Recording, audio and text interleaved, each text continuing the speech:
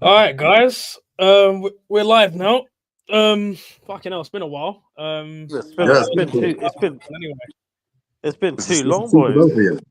Yeah, It's been it's been a it's while been. still. I mean, it's been so long. Man United have developed a fucking title challenge. I wouldn't go that far, man. you know, Yeah, and Uh, uh, and yeah, boys. It's just all I've got to say is I've got a lot to say in the next 2 hours. But mate, I've got a lot to say. I've got a lot to say. But how have you guys been?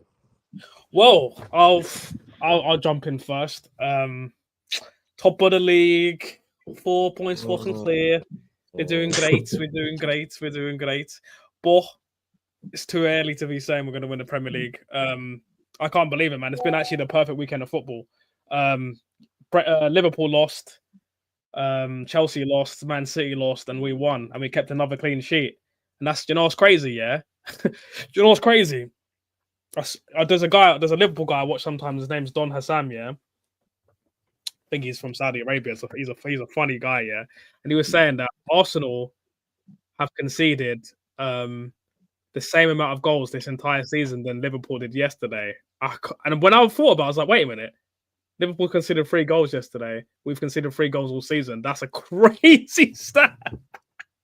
yeah, I mean, our defense is crazy. Like, I think Yeah, we've got the best defense in the world right now, and I think hundred percent, that, hundred that's the percent. thing with us. It's like when you look at championship winning teams, they usually have a really, really good defense. The only like thing, like you say, iffy with Arsenal is like the left wing. But and we tend to win the games now like 1-0 or just by like a goal. But that defense is so solid. If Yeah, we didn't have that defense, my God, it would be a different story. we're just different gear, man. I just think defensively, I just feel like it almost feels like we're cheating. To be honest, like it just feels fake. Like you can't make this up. Like it's actually so nice to have a proper nice defense because 22-23 after Saliba went down, it was game over. We were playing Robert Holding centre back with Gabriel, man. That was awful. Boys, And I don't know if you guys have noticed, yeah, but like I'm not all crackly now because man's got the green screen now. It's got the green screen. boys, No. I've seen enough. I've seen enough. You know, in previous years, this has always been the test for me. It's how that game against Crystal Palace goes for Arsenal because you guys always get fucked over by this team. Palace is your boogie team, and for you to keep a clean sheet against Palace and everyone else is just going downhill. Yeah, I'm on board. I'm rolling. I'm rolling with an Yeah. Arsenal. I don't just think you're going to win. I think you're going to win it with. I'm going to go with 15 to 20 points lead. No, Yeah, no, I'm going to no. go with that. Very And close. I'm not even trolling. I'm saying this with complete chat. I had a conversation with a few Arsenal fans today. I don't think at this stage of the season we've had a team concede 3 goals. Stop the cap. It's true though. 3 goals. Bro, look, we're not gonna go. I don't really understand how he's doing I this. To think be honest with you, I'm not gonna like, say any. Go on. no, because I like obviously Gabriel Saliba for me. If there was any doubt, there's no doubt at this point they are the best centre back partnership in probably the world. I would say, but I'm saying Yeah, for sure the Premier League. yeah, I think your fullbacks. I mean, Califoria obviously can't even. Lewis Kelly can't even get in the team. That's how good your fullbacks are. I think Zubimendi has been a great signing. I think Rice and Zubimendi just make sense. And you know what? Your attack ain't firing, but you're just not conceding. So I yeah. mean, what more can I say? I mean, I can't even hate. It is It's hard to. It's easily the impossible, most really. impressive Arsenal defense Yeah. probably since like the last since what? Let's be honest, Invincibles. I don't think you've had a Yeah, better I defense like mean, this I'll be since honest with you. Probably better, I Emirates think. Yeah. era, Emirates era. Our defenses have been dusty, man. Like there was a point where it was okay when we had like Vermaelen and Koscielny, Mm. Koscielny and Mertesacker, but defensively wise, we have been dusty in the Emirates era, man. Like I've been seeing jokers like um Senderos, what's his name? Andre Santos, Sebastian Scalacci. My friend's dad calls him Mustafi, but it's called no, not Mustafi. He calls him Mustafa, but Mustafi, bro. Like, oh my days, we've had some dusty defenses, man. Some dusty defenses, and we've always had like throughout the Emirates era, especially like midfielders. We've always had some quality midfielders: Santi, Cesc, Rosicki, Diaby, Wilshere, Ramsey. Like we've always had like tidy midfielders, and then even like forwards, like Percy, Sanchez, Eduardo, Adebayor, Aubameyang, Lacazette. We've always had like good forwards, but that defense, man, my god, that defense, and even today, when it got to like the 80th minute, and Arteta was like, you know what, let's just take the 3 points. Let's not try and go for a second goal.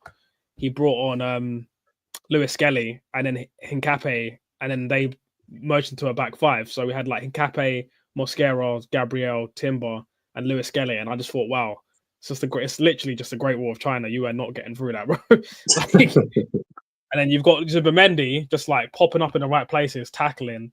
And then you've got who did Rice come off of? And you've got Marino. So you've got you've literally got like 7 centre backs. Like you ain't getting past that, bro. Yo, guys, can I just quickly say, because I don't want this to become I'll give you your credit, yeah? But I just put in ChatGPT Arsenal's top 10 worst defenders objectively all time, yeah?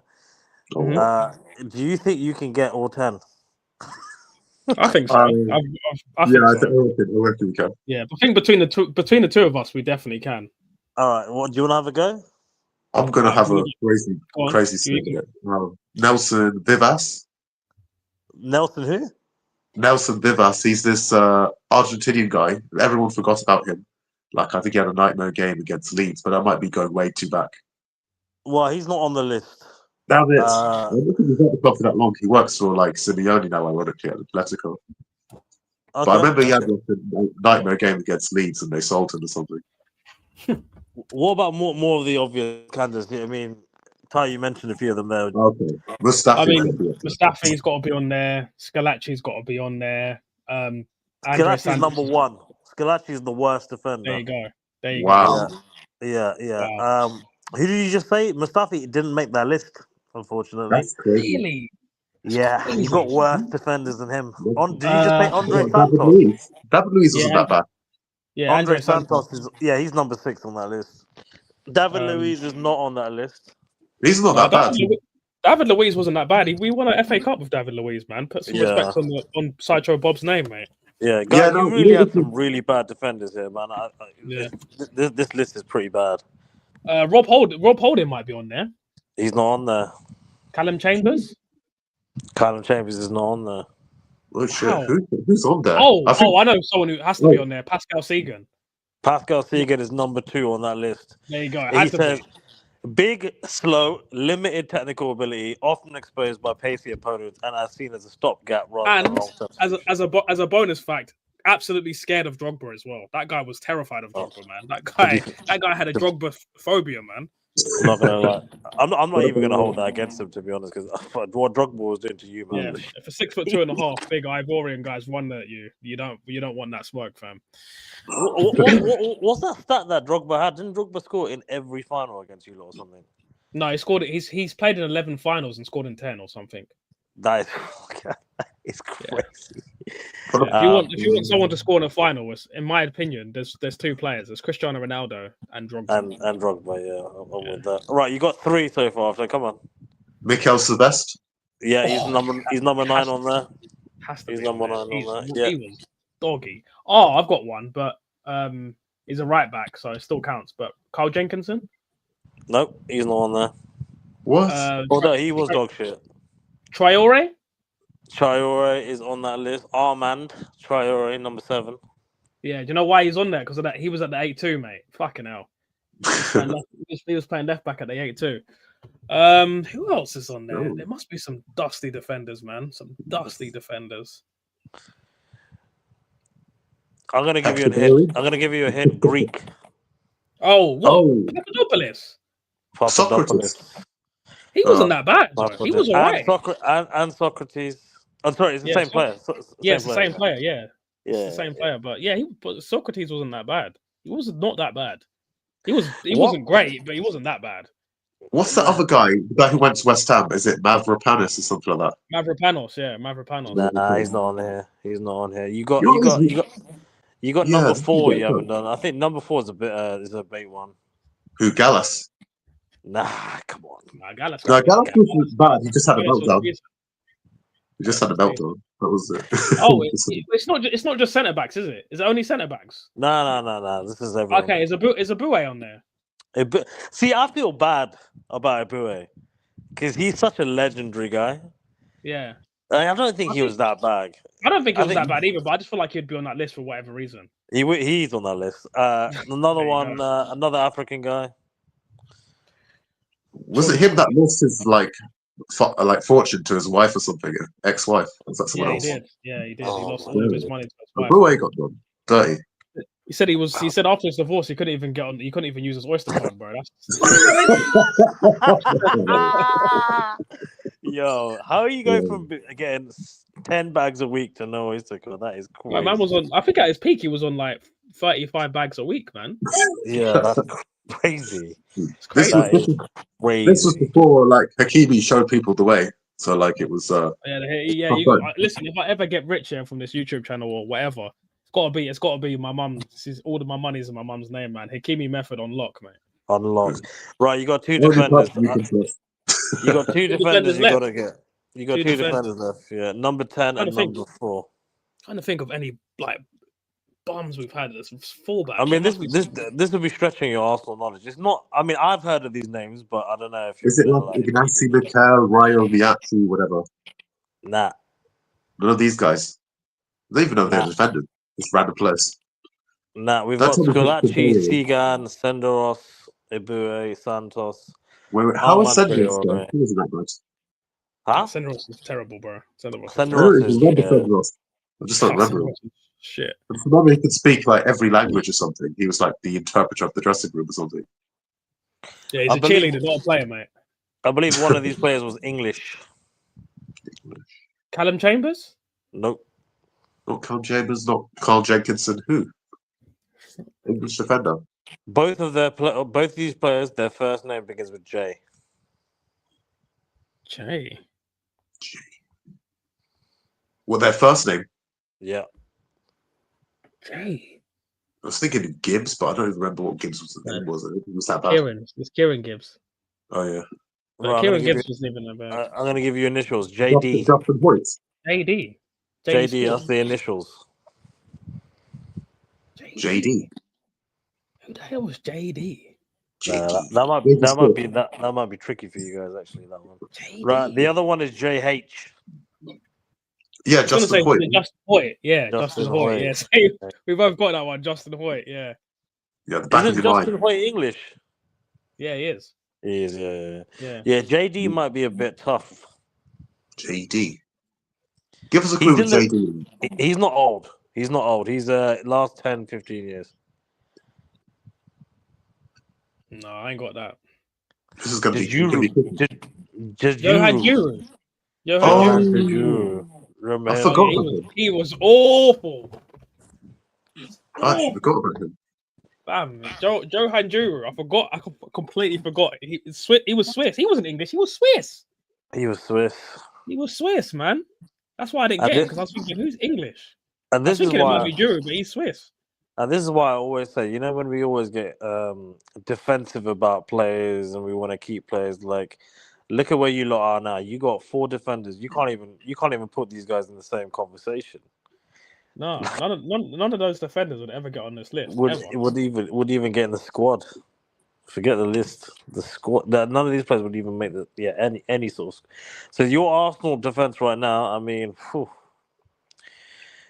listen, you gotta be winning a lot with this defense, man, because you're not gonna have this defense for a long time. It's true. You gotta milk it. But I'm actually super impressed by Arsenal. I'm not gonna lie. I feel like it's a runaway.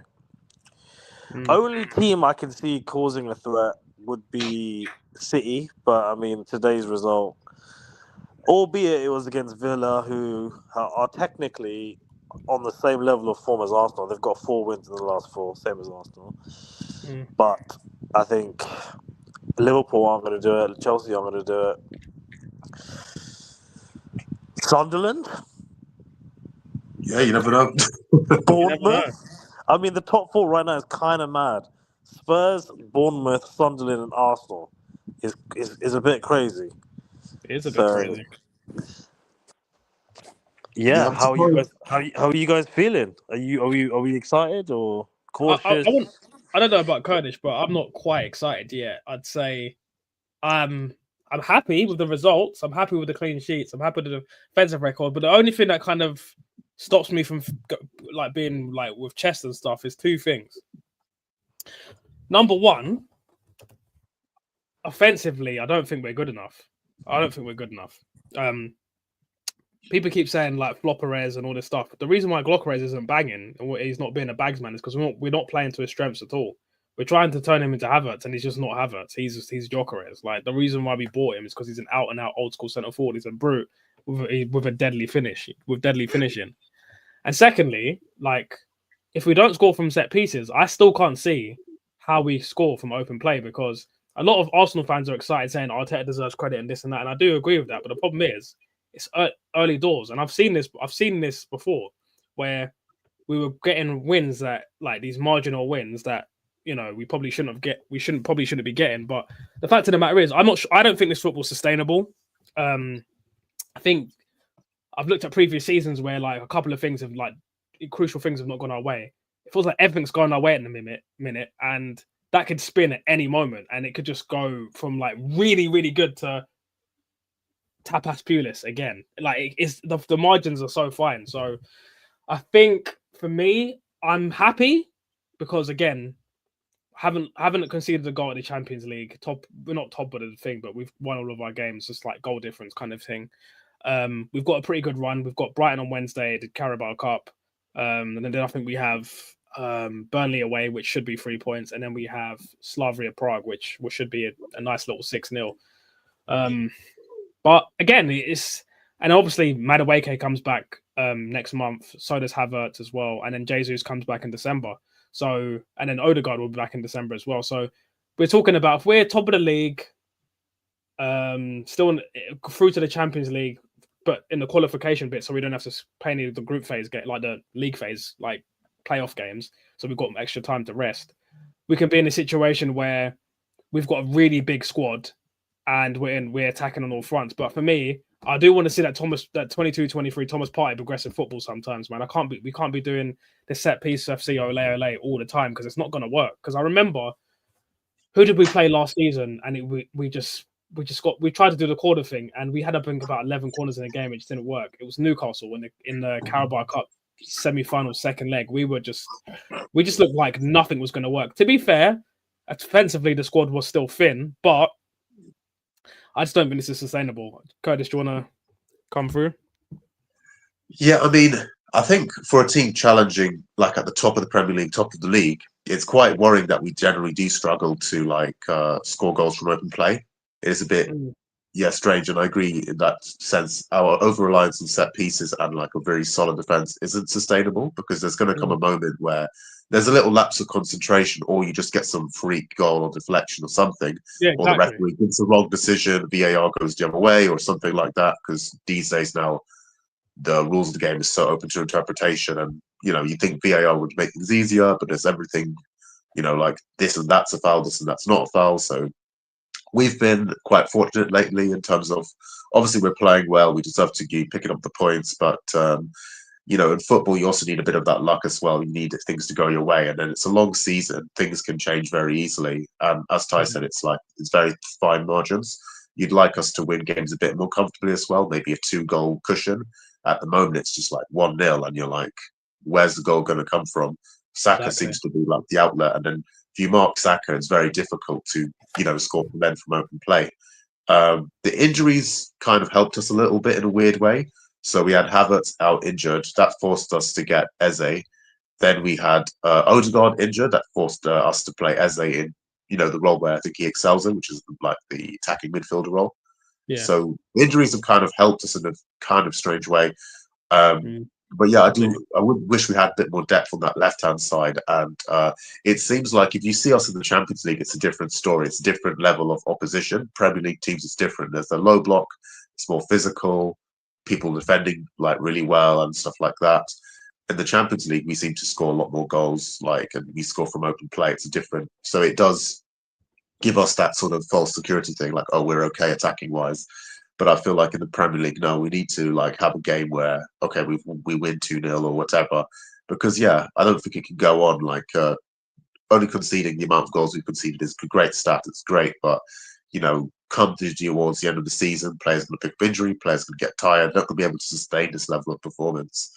And I think in modern football, like you can't be negative anymore. Name me one manager or whatever that's negative and still thriving till this day. That's why I think you've got Mourinho a bit struggling now. Even Mourinho, when he won the Premier League with Chelsea back to back, that wasn't really negative football. It was like counter-attacking. It was electric. They had like wingers stuff like that. They could play too. They could play too. So I think it's a bit strange because when we hired Arteta, people were like, oh, the identity is going to be like, oh, Guardiola style football. We know what the identity is, but I don't see that that same identity anymore. Where I know sometimes we say Pep Guardiola, they pass it, they control possession too much, but you'd want to see a bit more attackingness, a bit more directness, a bit more goals and stuff from open play. And I don't understand why we've reverted so much. I think since the last season or so. I mean, it's a bit strange. I can't really put my finger on it, but I guess maybe we're just lacking the depth on that other left hand side. It makes it predictable, and I think we keep saying the same thing. But this is the season I think we should really be going for all the titles. To be honest, I think if we just got a signing in like that left wing, try to get Jesus out, get what's his name, Trossard or Martinelli, those three players or two of those three players. Get them out on loan. Just get them out. Try to get them off the wage bill. Just save a bit of money. Bring a player in for left wing. Give us that depth and give us that option on the left hand side because we need to be fluid. We need to be we need to have options on any side, like left wing, right wing, down the middle, and we need to be putting those balls in the box quicker for Gyökeres to excel as well. He's a target man type striker. And you want to basically get Arteta's a little bit. I think he has done good, Arteta. I think here's what I'll say about Arteta, like the good and the bad. So for me, the good thing about Arteta was he's changed kind of like the culture a little bit. He's got us defensive and stuff like that. He inherited a team even before Arteta. We had this lack of a winning mentality. So we win a trophy. It's like the odd FA Cup here and there. So it's kind of overcoming that, I guess, that culture too. So he has had challenges. He's invested the money. He's invested it pretty well overall. But I think in terms of the squad building, the squad progression, it's still a bit short on the left-hand side. And we're a team finishing second, which is great. But there's just something to be desired more in terms of attack. I'd rather see us maybe go second still, but play a bit better football. Because that's more, I think, sustainable in the long run. I think, it's a bit worrying. I think now I think the momentum's with us and you see all the teams kind of crumbling. We really do need to go for it this time. And I think if the transfer window opens mid-season, I think you just bring someone in for that left winger position. I think in previous, episodes, you said Lookman or Liao, anyone really at this point. I think just freshen that left wing situation up. Maybe he's afraid of disrupting the dressing room a bit, but you got to be ruthless. He was ruthless with Ryan and Ramsdale. You know what I mean? Do the same with Tierney as well. Do the same with the Martinelli thing. Exactly. I think for me personally, I think a big part of why the attack is so rubbish is because we're so lopsided. We're so lopsided. Like everything comes down the right hand side. Exactly. I think Man United are title challengers. Who says that? You never. Where's Man United on the table? I think that's my cue to come in, isn't it? Uh-oh. I think.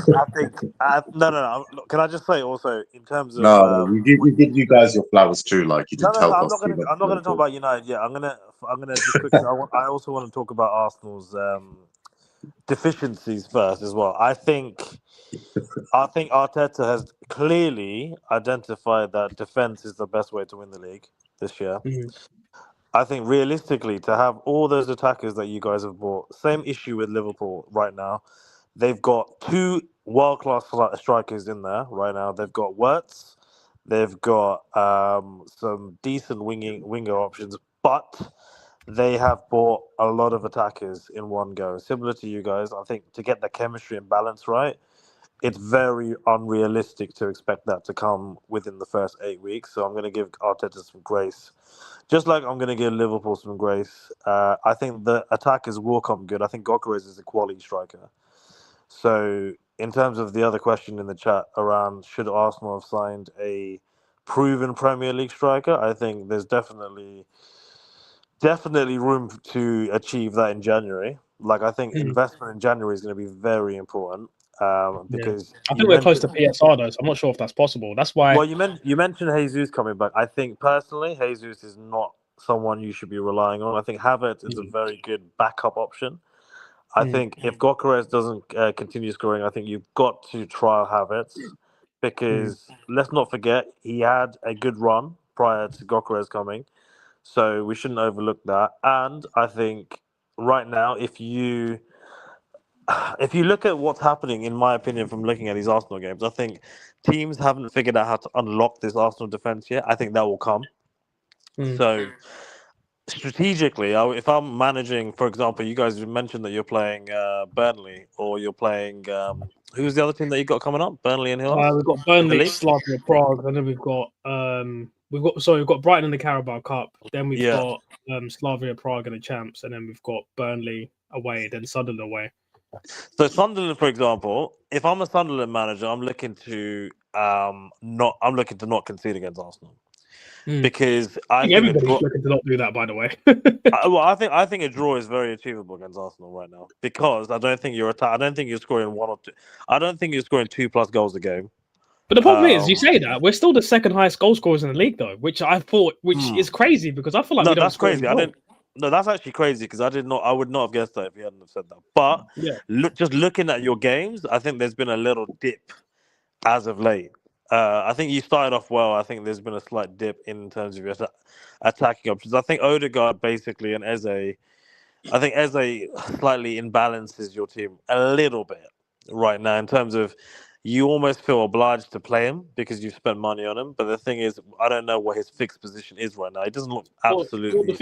Well, the thing is, Arteta today played him as like a lone 10 for the first time, and he scores. Right. So I kind of disagree with that. I think, for example, Arteta was trying to play him like how Odegaard, like in the same way that Odegaard plays, whereas Odegaard comes deep and gets the ball off Saliba or Gabriel, and then tries to like spread the play out. Whereas Eze is just like, I'm a 10, so I'm gonna just I'm popping up on the right, I'm popping up on the left. And you got to understand, Eze and Odegaard are different. So Eze will dribble in between the lines, whereas Odegaard will try and play between the lines and try to do like triangles of Saka and Timber and stuff.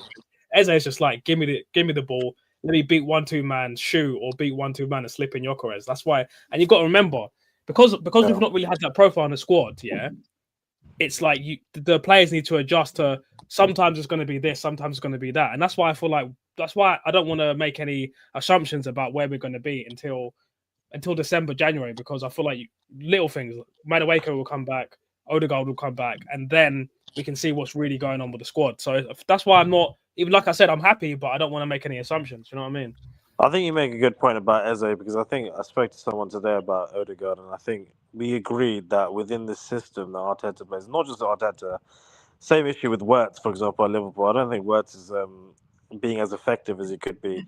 And I think it's basically because of the way, for example, I think Zubimendi clearly has been your best signing this year. I think he's been the signing of the summer so far. And that's because I think from watching you guys play, it looks like you guys go from your DM straight to your wingers. And, basically your number 10 really, I mean, Odegaard's classic position is like when Saka goes past the defender, cuts back, and Odegaard just puts it in with his left foot.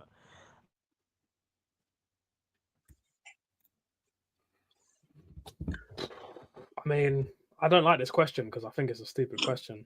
Because, like, where do you get a Premier League proven striker?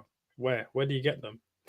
Like, for example, at the beginning of the summer, the only options really for Arsenal were Ekatike, who I wish we got. To be honest, I wish we got him. I think he would suit us perfectly.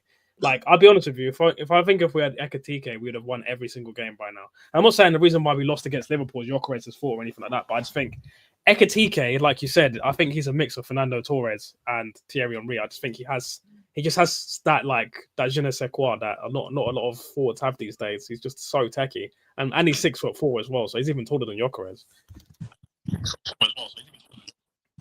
Yeah, I think it's, Yo, can you hear me? a more mobile Yeah. striker like an Isak or a Ekatike, I guess. And I guess, yeah, Isak, because he's, I guess you could say Premier League proven. But yeah, like it's difficult to sign a Premier League proven player because their rivals will be competing for them, and also it'll be a lot of money as well.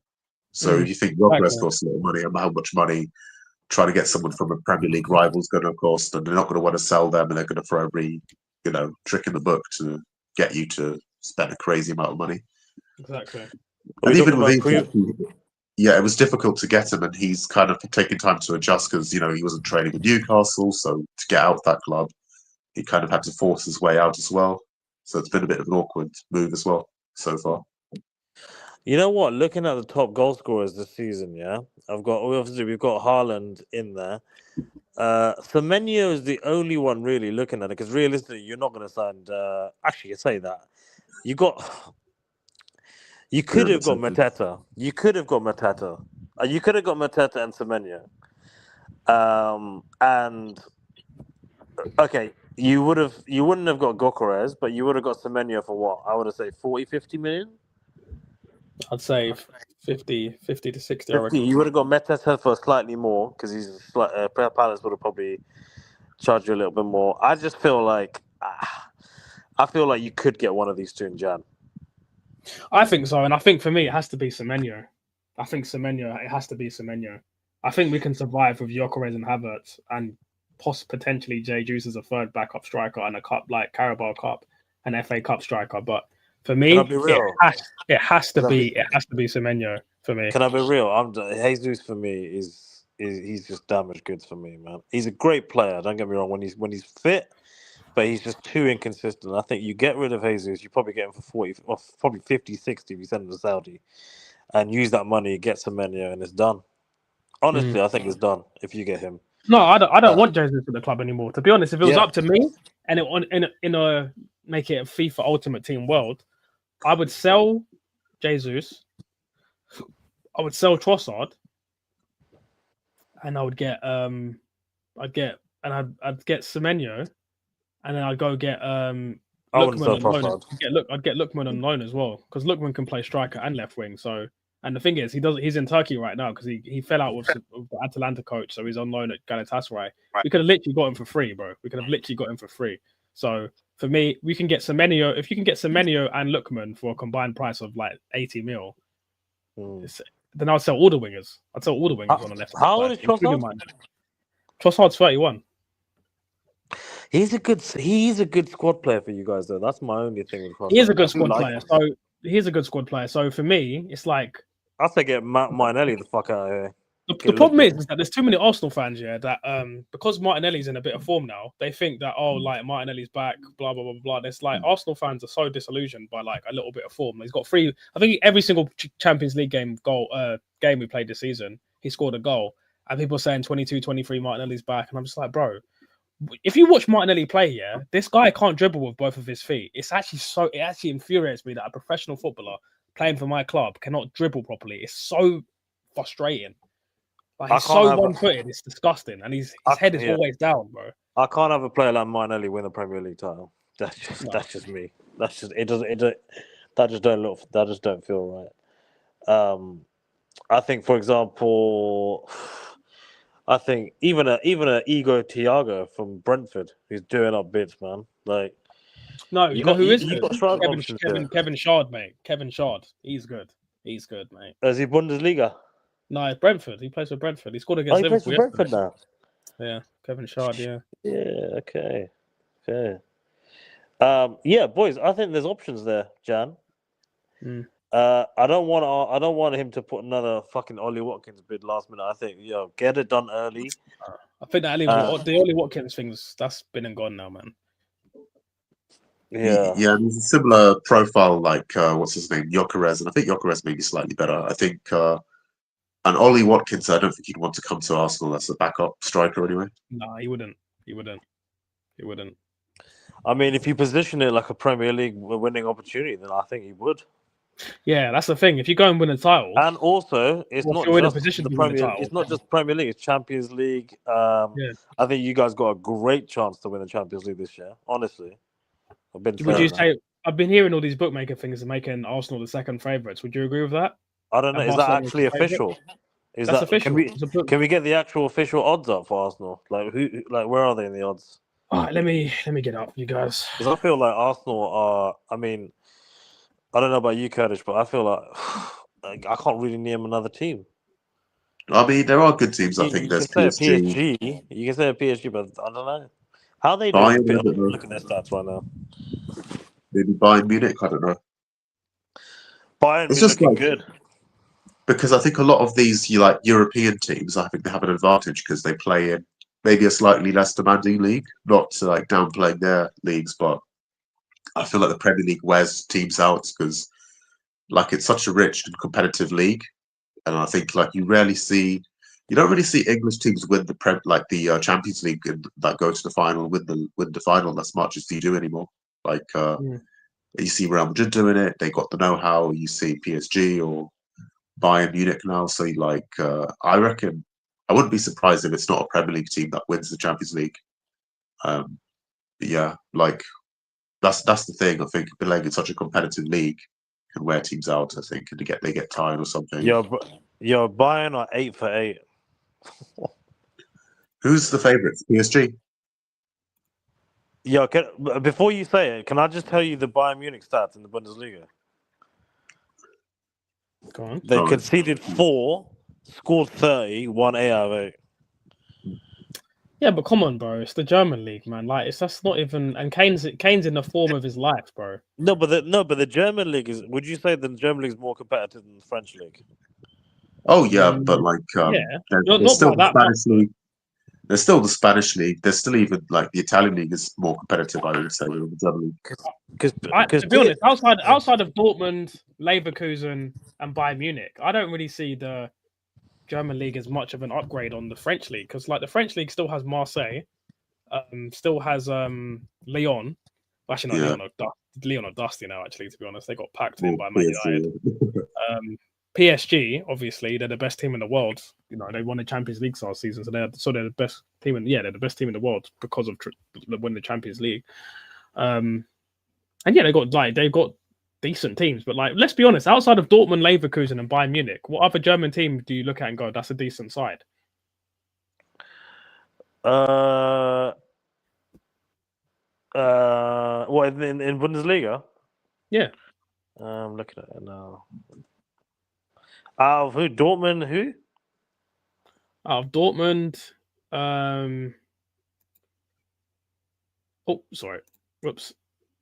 Out of Dortmund, Leverkusen, and Bayern, outside of those three, who do you see as like a good team? Leipzig. I'll be Leipzig. Fair, but they've lost their best two players. They've lost their best player. I mean, they're second in their league right now. Fair enough. I mean, look. All I'm saying is that I think, for example, we were talking about Arsenal and Champions League. I mean, did you get the odds up by the way for? Yeah, Arsenal? I just had it up. Hold on, let me just get it. I'll get it back up. Hold on. Because based on what I'm looking at, I would say that they are top. Because PSG are looking shaky in their league. Well, so according to this, Arsenal are second favourites. Yeah, I would agree with that. Behind PSG. And who's third? Bayern? Barcelona. Yeah, see, even that I don't even understand because Barcelona are looking dusty in their league as well. Bayern Munich and Barcelona, but Bayern Munich and Barcelona are joint third favourites. Wow, Real Madrid are sixth favourites, man. Fuck. Yeah, and that's crazy. That's crazy. That's crazy. I think it's because the whole Mbappe thing it really unbalanced them before Mbappe. Yeah, but you know Mbappe's got 11 goals right now. Like, he's like clear.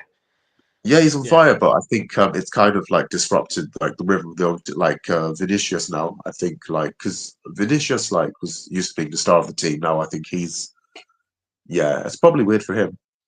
but like they just look less of a balanced team.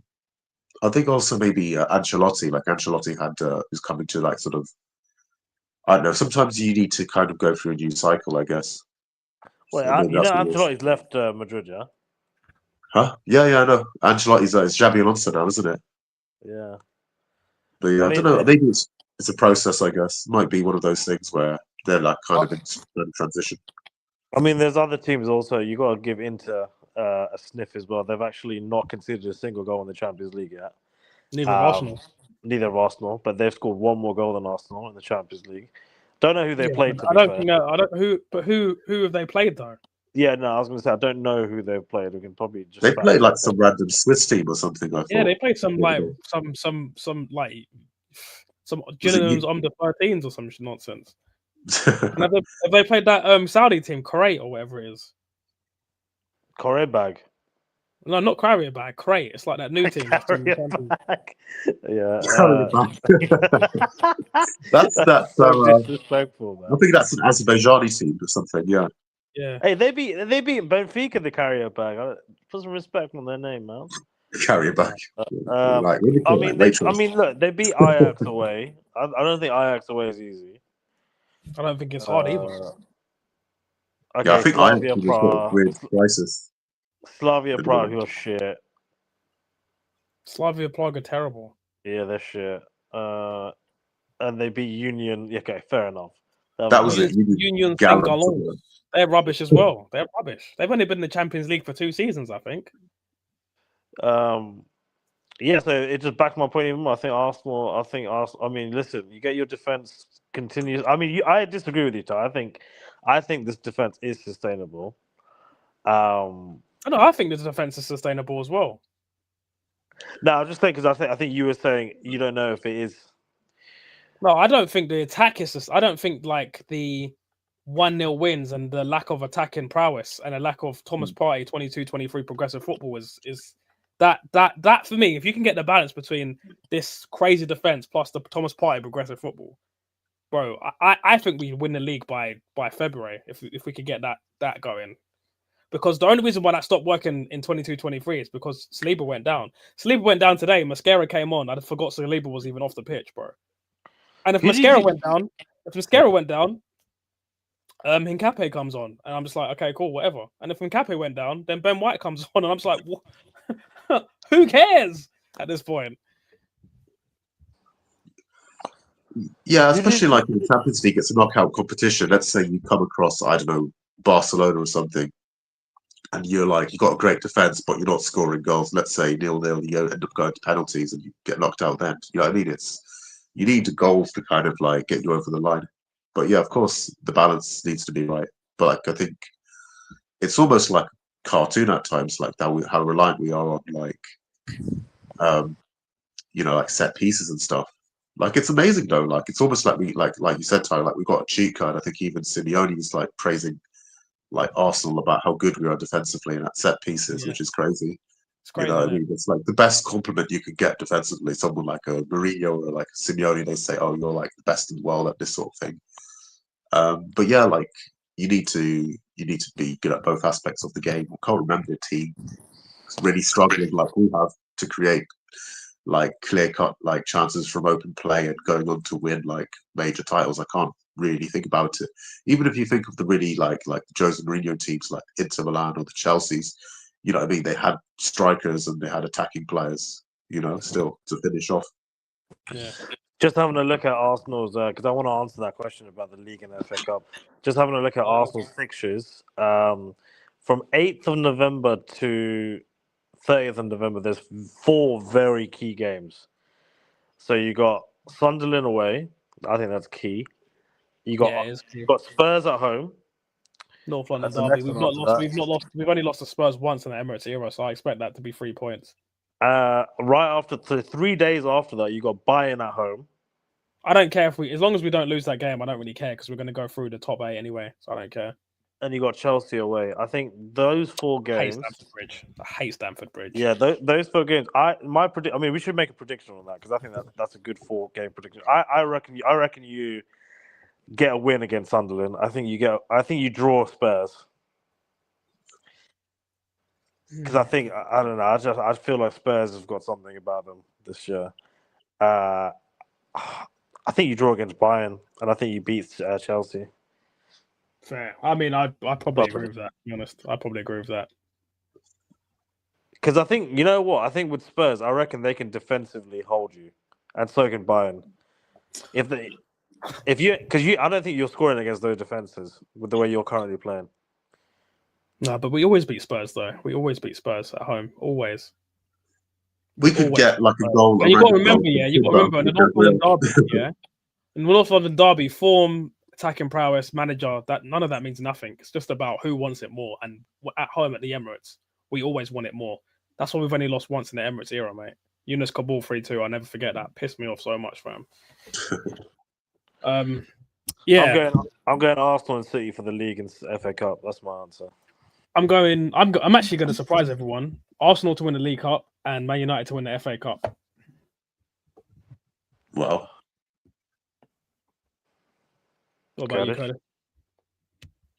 I'm going City. I think City will win something. Maybe the FA Cup. Yeah. I think the cups will get won by like City or like. Yeah, I don't think it's Tottenham. I don't think they find it difficult to win trophies. I know they won one last season, but I would say either like Man City, Man City maybe for the FA Cup, Carling Cup maybe Arsenal, Liverpool. But I think I can see Liverpool going trophyless this season. To be honest, I was just going to say I don't think Liverpool are doing anything this year. I think I can't see them winning the Champions League at all. Like at all. Yeah. I can't see them winning the title. I can't see them. I can maybe see them nicking the FA Cup, maybe. But realistically, I think it's going to be. Realistically, for some reason, I just think it's going to be Man United. To be honest, and I think the League Cup has to be Arsenal. This year, the League Cup. For me, we have to win the League Cup to go and win the others now. To like go and build a winning mentality in the squad and go and fucking win somewhere else. Because for me, the League Cup is the first cup domestic trophy you can win. We have to win the League Cup this year. We've not won a League Cup since I was 1, mate. Fresh out my dad's ball bag, son. So listen. I think okay. Look, guys. I think I've given Arsenal enough. And I didn't get to say my two piece about the Liverpool game. You got to intro. No. Obviously, this is a roundup, innit? So I was going to say, let's move away from Arsenal for a bit. Let's talk about Man United. Let's talk about Man United. I think finished top 4. Nah. I think first and foremost, did you guys have the honor of watching the Liverpool Man United game? Oh yeah, I watched it. I watched the first half and I watched the last 10 minutes of the second half. And I will tell you when I put a short out on my channel.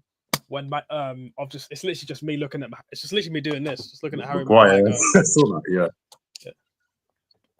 That's like the most craziest thing ever. I don't think ever any Liverpool fan ever thought they would lose. I think at Anfield, and it'd be because of Maguire for Man United scoring. That's just crazy. Like it sounds like something that sounds like a cartoon, innit? Yeah. Listen, I was watching that game, and even when we were winning, I'm like, we're losing this shit because. It's Man United. We are the dog shit of dog shit. Last 3-4 years, there's not even anything to be excited about. How we won that game, how Harry Maguire is still playing, and how Luke Shaw is still playing, and we still win that game. Listen, I was like, okay. But the fact that we turned up against Brighton and we pumped them, now you got my attention a little bit. And it just so happens that obviously City drop points, Liverpool drop points, Chelsea drop points.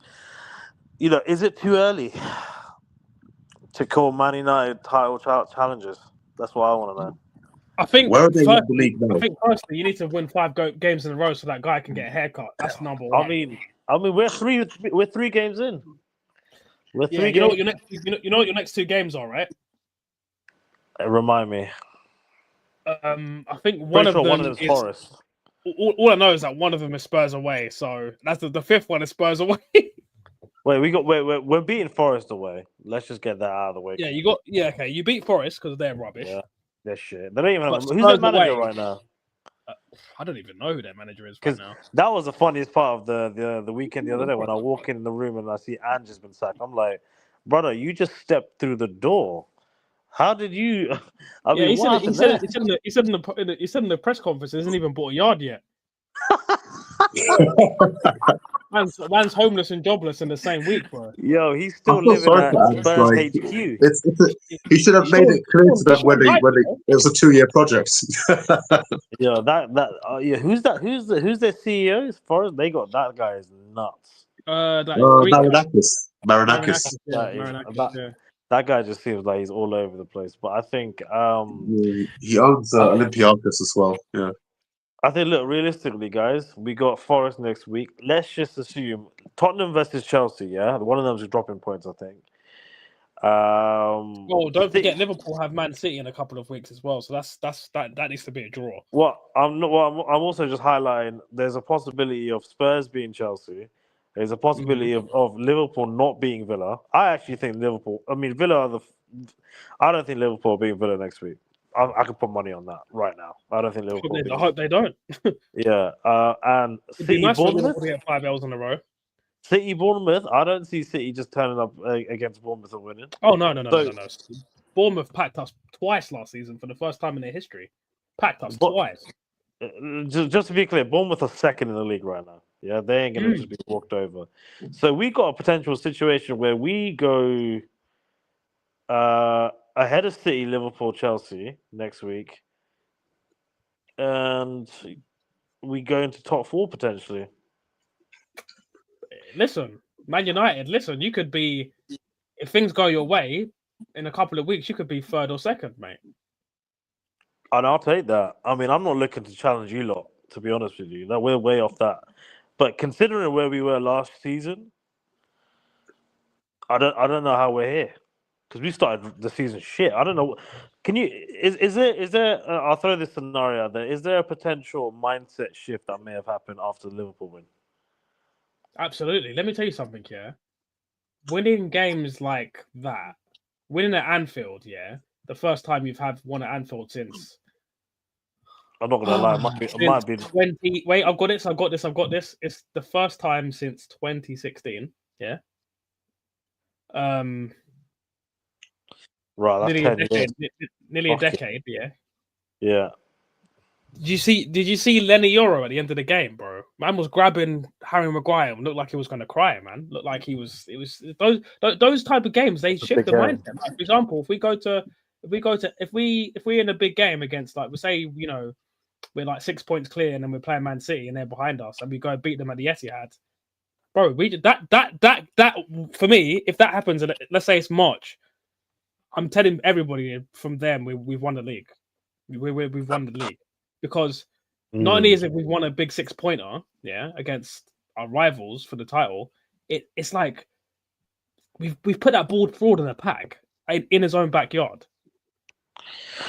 and we've never been able to put that ball forward We've never been able to put that ball forward in the pack. You know what it is for me.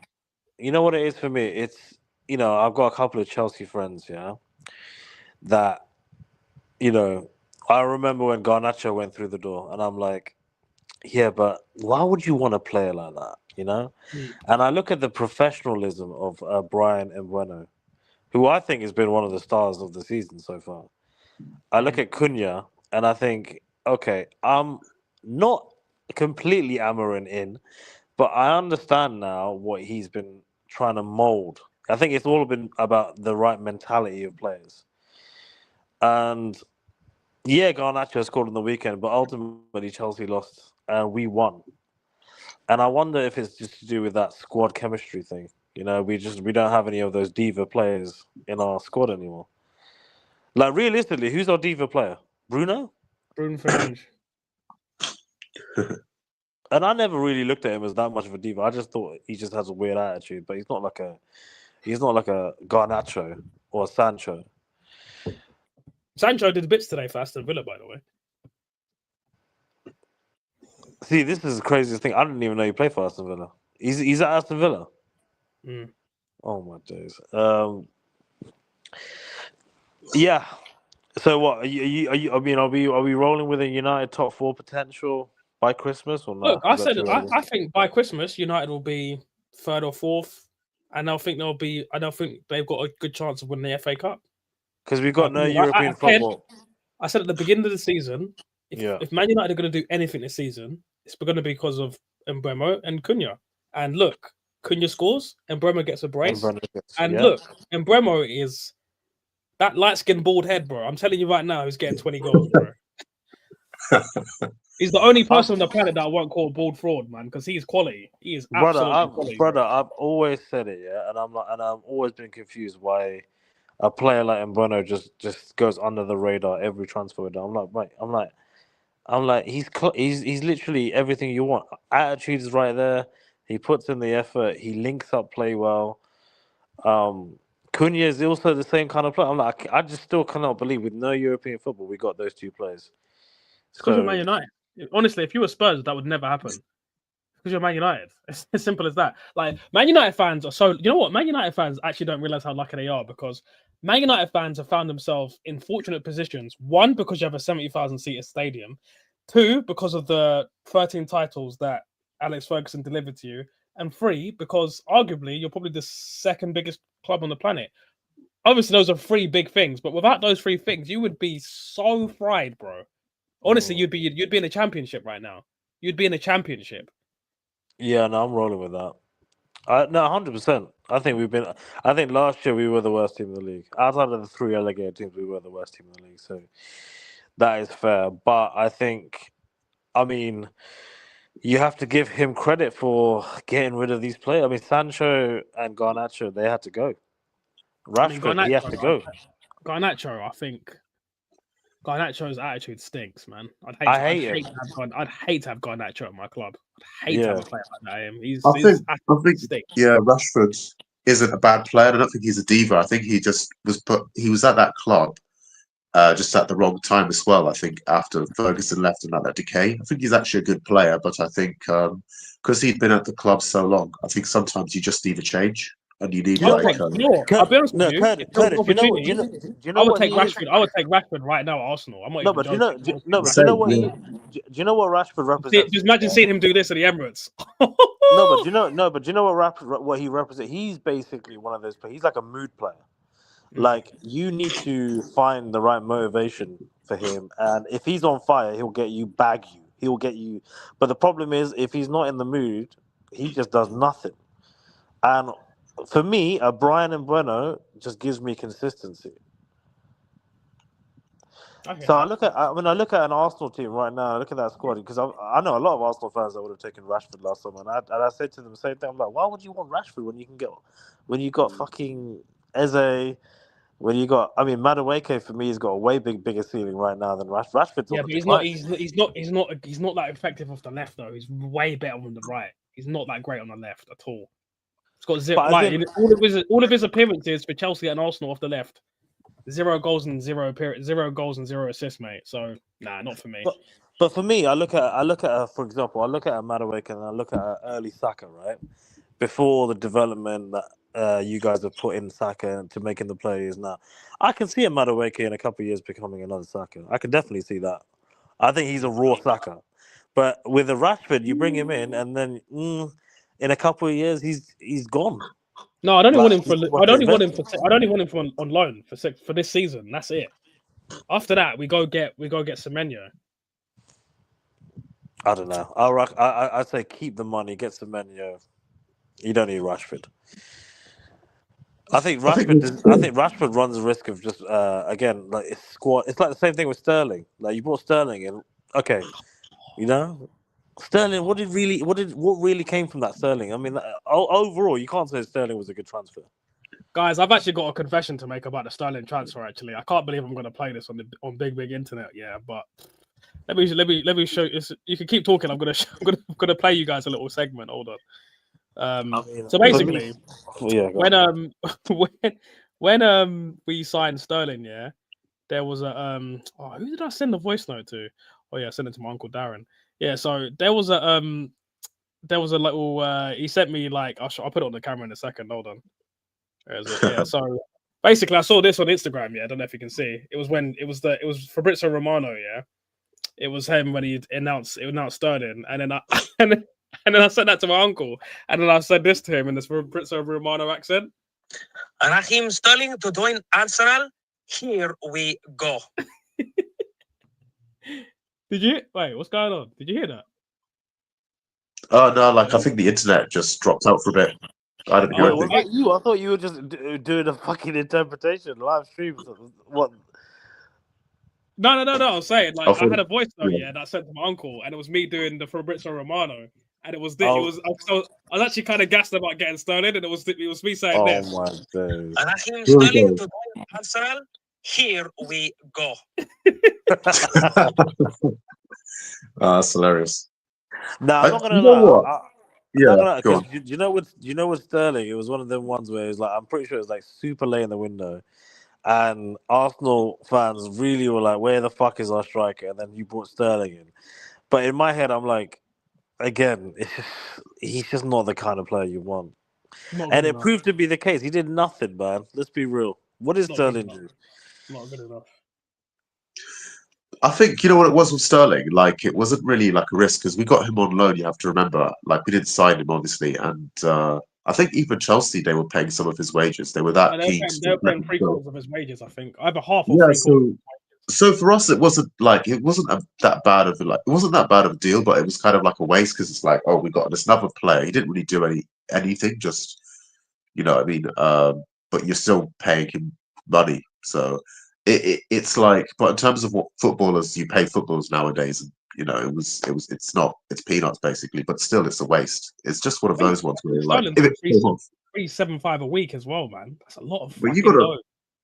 But you got to remember, this guy was like Golden Boy winner, like back in the day. Obviously, he's not that player anymore. But you know, it's just like if he recaptured or shown any of that form for Arsenal, you'd be like, wow, what good piece of business. So I could understand why people, and myself included, thought, maybe it's not a bad idea, you know, because we thought, okay, he had a little blip at Chelsea. Maybe just Chelsea wasn't the right club for him. Maybe put him at Arsenal.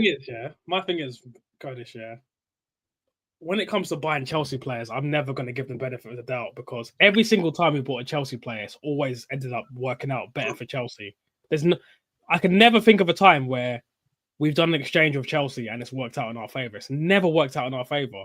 Like The only one I can think of that wasn't that bad, but people make out it's badder than it was David Luiz. I know David Luiz was like an attacking fullback, centre back, or whatever. He liked to get forward. He wasn't as bad as the media used to portray him as. I think he just wasn't because that bad. But he was a Brazilian centre back. He liked a little flair, liked to get forward and score goals. The problem is, it's like whenever we buy Chelsea players, it's always they're either retiring. Like, it's a retirement home. It's a retirement home thing. Like we're not flipping Booper. You know what I mean? Like it's a joke thing. Like Jorginho wasn't bad for us either, but again, Jorginho now he's gone back to Flamengo. Like Chelsea letting him go to Arsenal, they kind of knew what they were doing. They realised he's not going to be around for that long. If you look at, like, for example, the players who were ex-Arsenal players ended up at Chelsea, it was best. It was good business for Chelsea. Let's say Fabregas coming to Chelsea, or even though he didn't go directly from Arsenal, or like who was the other one? Olivier Giroud. Yeah. Olivier Giroud was a crazy one because he was more prolific than Lacazette. But you know what I mean. But like Chelsea, he ended up going at Chelsea because Lacazette took his place from the Arsenal team. But you know he was still benching Lacazette for France, which was kind of funny. Giroud is a weird player because he's a typical target man striker, so people didn't like him. But his goals and his stats said it all, and people hated him as well because he was in place of Benzema, and Benzema should never be dropped for Giroud. It's just because of his whole Valbuena scandals. That's why people didn't like Giroud, but his record and his professionalism kind of speaks for himself, really. I wouldn't say he's world class, but he'll get you goals, you know what I mean? And I think, he did a job for us. You can't deny it. And I think him going to Chelsea was the right way too. Question for the panel. Are Liverpool in a crisis? I mean, that's not even a question, my God. That's a statement of fact. Liverpool are in a complete crisis. To be losing to Man United at home, to be losing, 3-4 on the bounce, not doing well in Europe, defense shaky, like you said, conceded the same amount of goals today than Arsenal have had conceded all season. I think Liverpool are done. They are not finishing in the top 4. That's my early prediction. Fair. Anyone gonna back me on that top 4 claim? I mean, do you know what? Yeah. you know That's what? a bold I'd claim, say, but I don't I'd think say they're. no. I would say Liverpool are in a mini crisis. I would say it's not quite a crisis. I think they can turn their season around, but I think for me, any any hopes of winning the Premier League need to be. They need to forget about that, in my opinion. I think it's just between Arsenal and City now. In my opinion, how are you gonna buy two strikers and not get a centre back? I mean, that's just fucking crazy to me. Yeah, You did not need to get. You did not need to get. I mean, they're both quality strikers. Don't get me wrong, but you did not need to do that. Wirtz, you could have got. You could have got. You could have got. For me, you could have got a player for half that price yeah, and a good centre back. I mean, and the Bucks got a forward Ange. You know, I don't. I feel. Sorry, Arnie. I feel like. Man's just got an unlimited budget and was like, yeah, fuck it, I'm spending everything on attackers. I don't get it. Doesn't make sense to me. It's unbalanced the team. It's very unlike Liverpool as well to spend that much cash in a Yeah. transfer window. I've never seen a team have so many attacking players. Just like so many. Like if you Like think about I think, it, Chiesa, I do think, Isak, Gakpo. yeah, Yeah, I do think Jota, rest in peace. I do think Jota yeah, definitely impacted and influenced a lot of that. So we got to bear that in mind. But I think losing Luis Diaz. yeah. That was bad. I mean that one was a weird one for me. I've always rated Diaz as a quality forward thinking winger, especially with the fact that you're losing Salah probably in the next 2 years. I don't know why you get rid of a winger, especially a winger you've already embedded. You've lost Jota, so you've basically lost your two future because Jota was like 27, Diaz was young. Why would you lose those two and go with two strikers up front and Wirtz? Unless they're planning to shift Wirtz on the wing. I do not understand that. Yeah, they should have got Gay from Palace. He's solid. yeah. What But at the centre thing is, back? when they're trying to get Yeah, him, Glasner said if you sell Gahey to Liverpool, I'm quitting. And the chairman was like, "Yo, that ain't happening, bro. You've just won our first trophy ever and the Community Shield. That ain't happening, man." That's So fact. Gahey, I thought Gay you was meant better. to go to Chelsea. No. Liverpool bid for him in the last minute, in like the last half an hour. Yeah, that's fucking crazy. Why would see that? I don't even understand that. Um, and I think he wants to go to Liverpool as well because he's linked with all sorts of teams. I even hear like Real Madrid, Barcelona, which is crazy, but I don't know. I think he wants to. He'd go to Liverpool. He would fit in there. He'd be alongside Van Dijk. They're crying out for like a centre back partner for Van Dijk as well. I think also Trent defensively. I think we all. I mean, everyone was shitting on Trent's defensive abilities, but I do think Trent. I do think they're looking vulnerable on the fullback positions for sure. Yeah, I don't really rate this Frimpong guy, man. I think I don't. he's all Or right. Kirkers. Kirkers I don't really rate either on the left. Yeah, I think he's all right, but I don't think he's like anything. I don't think he's anything special. No. But yeah, I don't really rate him at all. I think he's good. I think he's a winger. I think he's a winger. That's the problem. I think he's a right winger, and I think he should. I think when Salah has a stinker, he should make Salah hold bench. In my opinion, that's just my opinion. I think Salah's still got a lot to offer, but I think honestly, I think that squad is unbalanced to say the least right now. I think you need to put another winger in there, two wingers probably. I'd say they're going through what Man City went through last season. Just a bit of a fall off from like being, like You've also winning the got title. Alisson. It's You've hard also to got kind of Alisson injured. maintain that sort of thing. Yeah, Alisson being Yeah, injured exactly. is That's not helping. huge. I think that.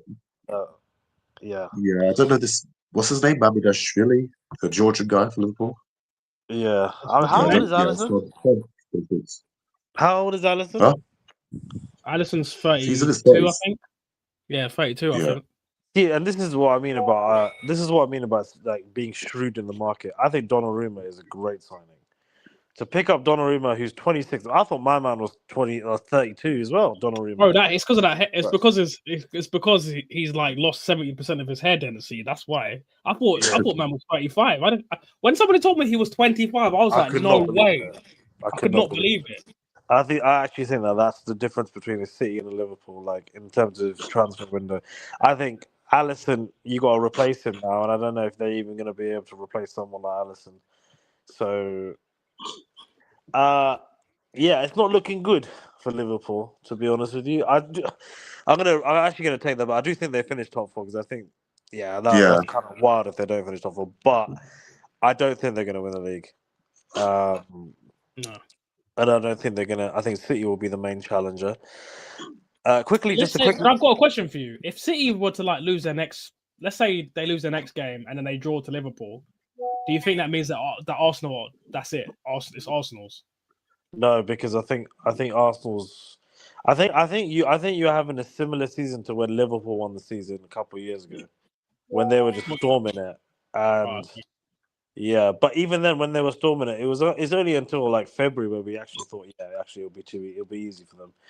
It's way too early. Luckily, we've played a lot of our hard games already. Anfield, City at home, Trafford. Well, a lot of our hard games are kind of already done. The only hard games left really are gonna be, again, I would say Liverpool at home, but they're a mid-table team now, so it'll probably be Etihad. Other hard games. Stamford Bridge will be hard.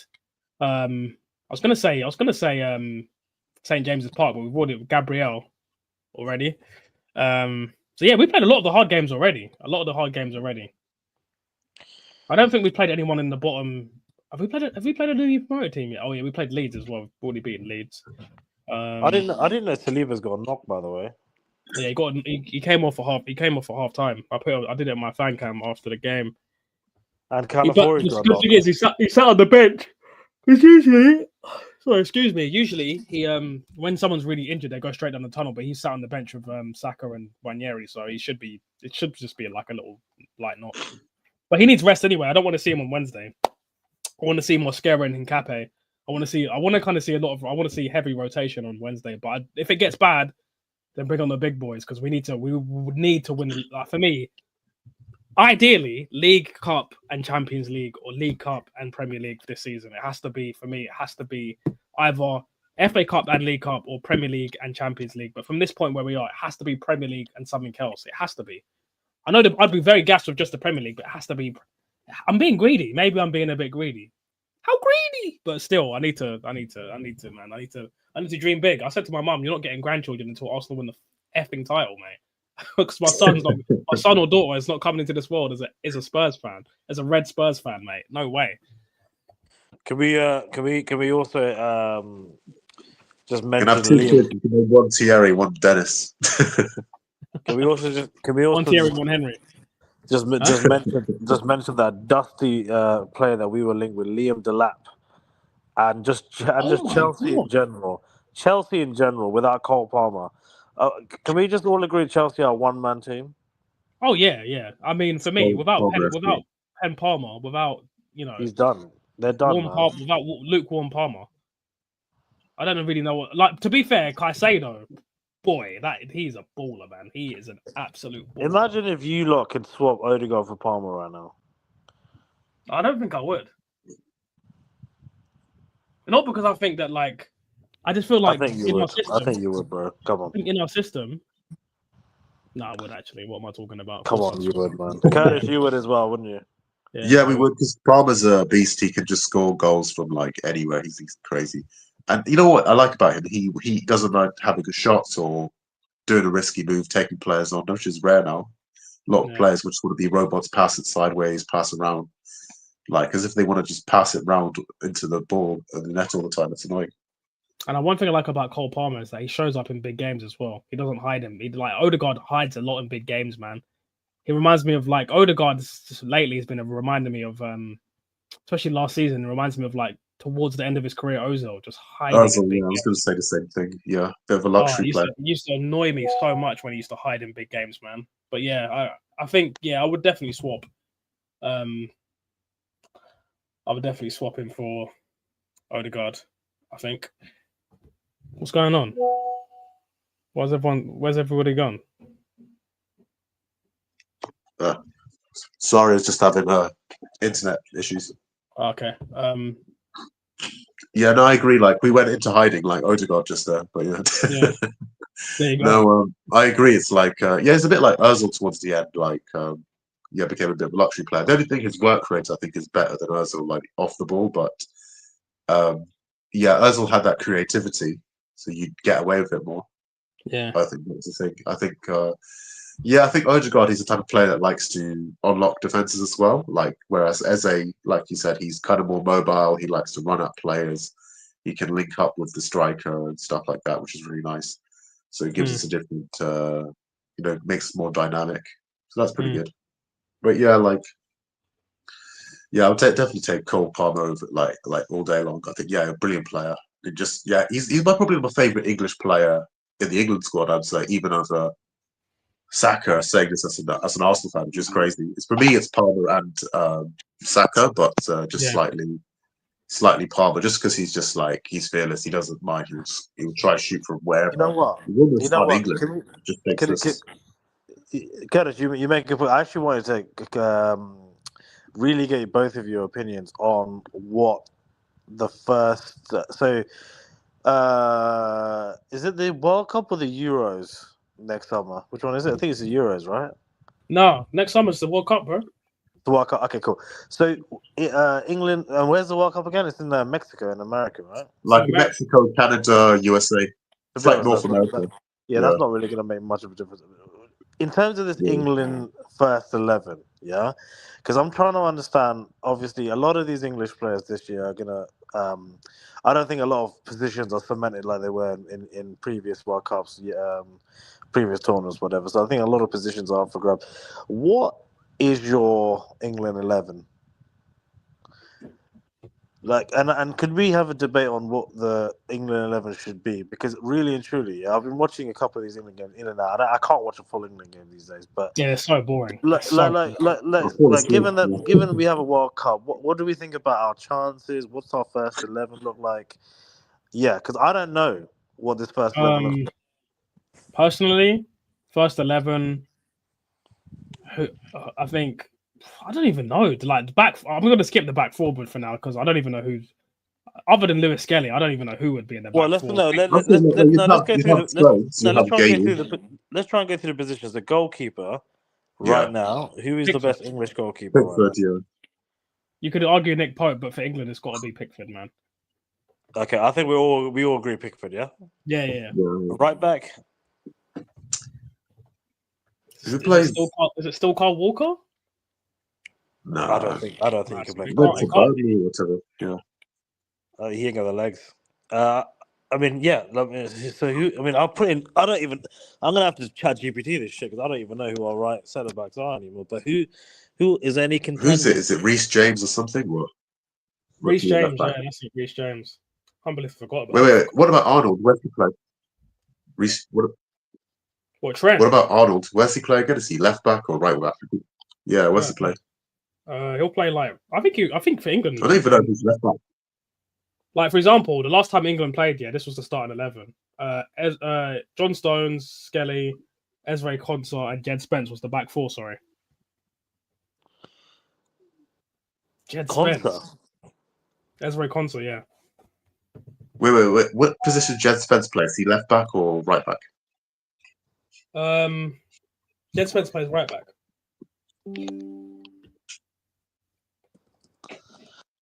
Okay, yeah, I think he can play right back. And then Skelly, I think he's left back. I think it has to be Skelly, has to be Stones, and has to be Gay, and then maybe Jed Spence. Yeah. I'm going Trent right. I'm going Trent right back. I think we got to go Trent.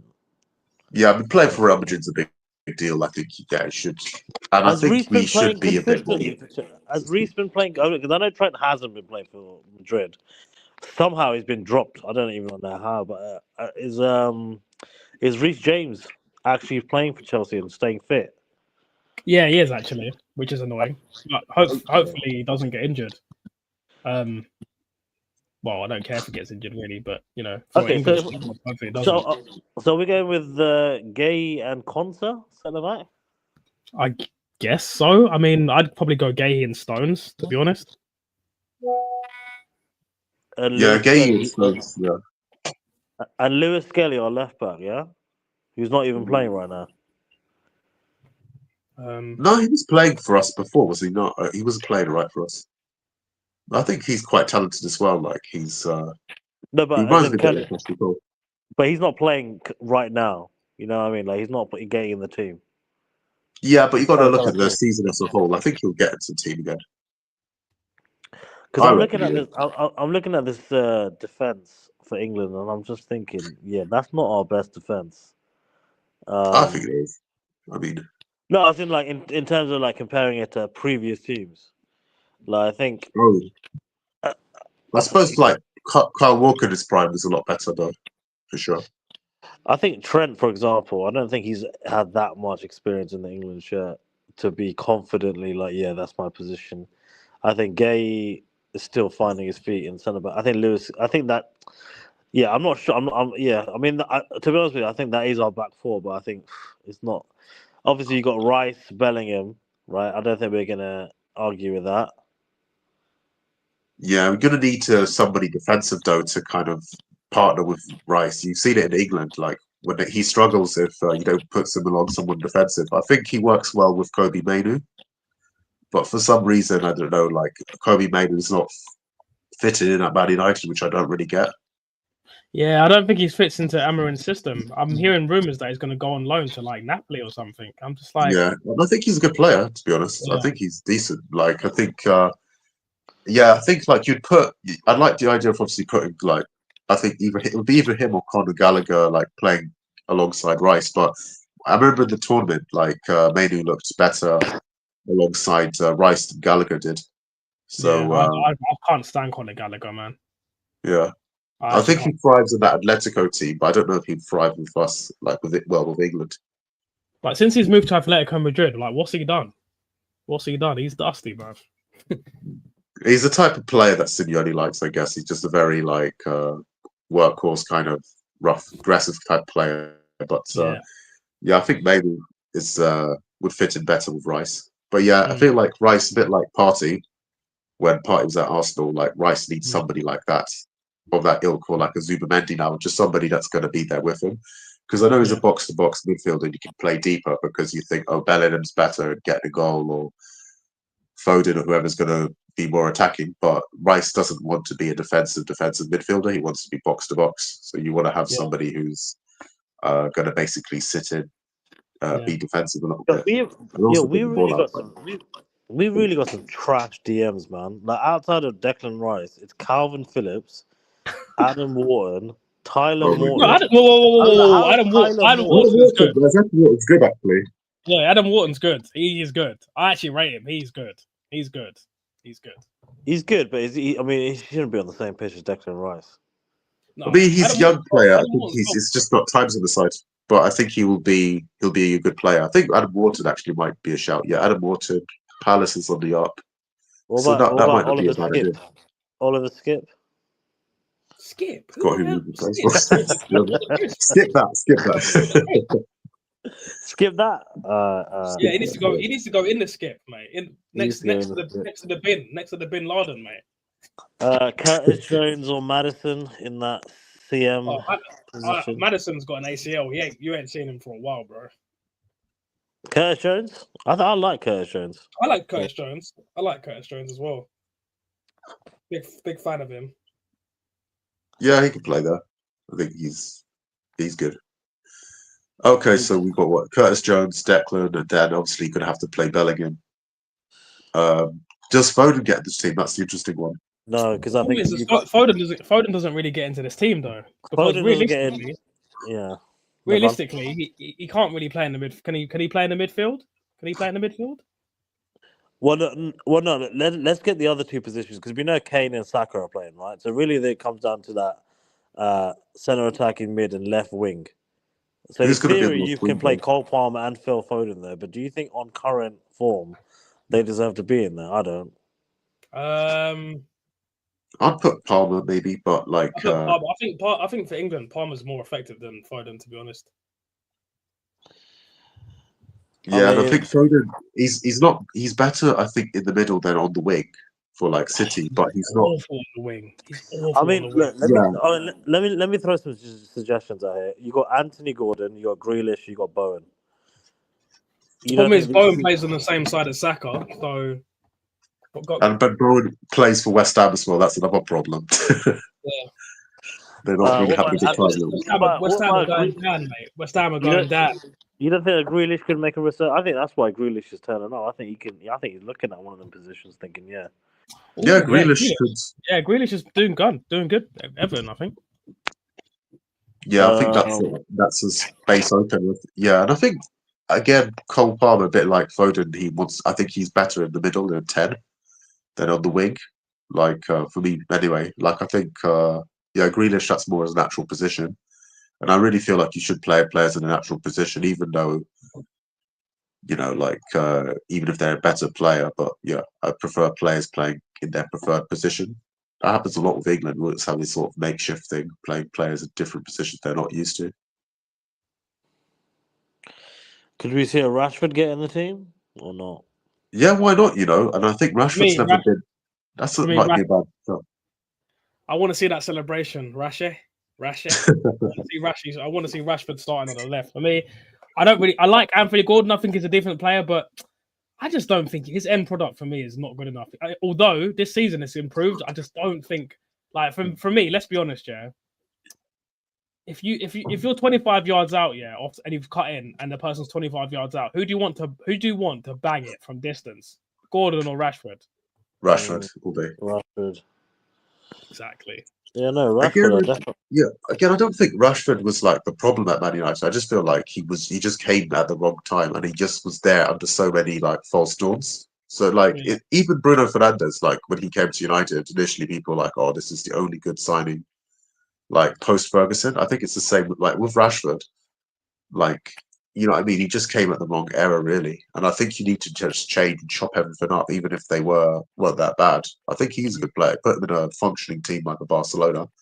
You see, he could do he could do things. So I think, yeah, he would be good. I think, and he has that tournament experience. So Does he get in the Barcelona team run? I don't think he does. Yeah, he started today. He started in El Clasico today, bro. He got an assist as well. Oh, did he? But they still lost. He's doing bro. He banged a brace in the Champions League. He scored more goals for Barcelona than he has, I think, for the whole of his Man United season last season. He's doing bits for Barcelona, Yeah, Lewandowski, he's a good player, but he's getting on. I heard some crazy rumor that Man United wanted him. I was just like, don't do that. Like, he's a great player, but he's old now. I think was he old? Like 36 or something, 35. I'm hearing rumors that they want to. And this is one player. If we get this player, bro, I swear to God, I'd lose my mind if somehow Arsenal managed to get this player. I'd honestly say that we'd be able to do a treble. Yeah. Please don't clip me, internet, please. Barcelona want Julian Alvarez from Atletico Madrid, and for me, bro, he is one of my favorite forwards, man. He reminds me of like watching an early 2000s player, just popping it from 25 yards, skills, just fucking just so good, bro. He was so good in that game when Argentina destroyed Brazil. It was like 4-1. He played so well in that game. He's a good player. He's really good.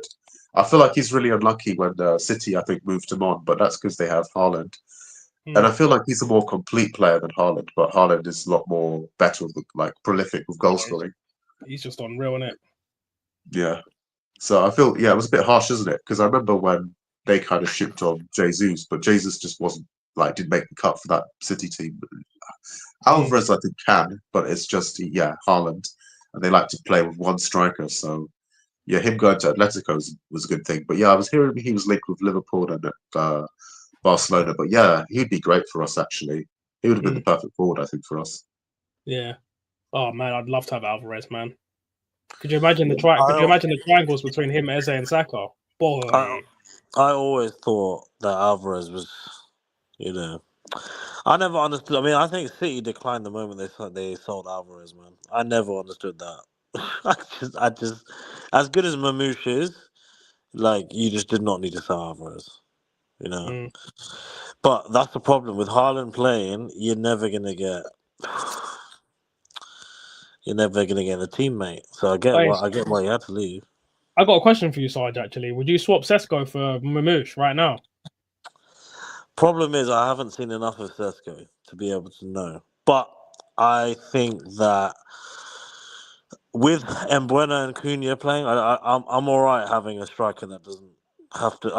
I'm good with a Bobby Firmino type striker. If he's going to become that, then I'm cool. Fair. He's still quite young. It's the kind of the same thing.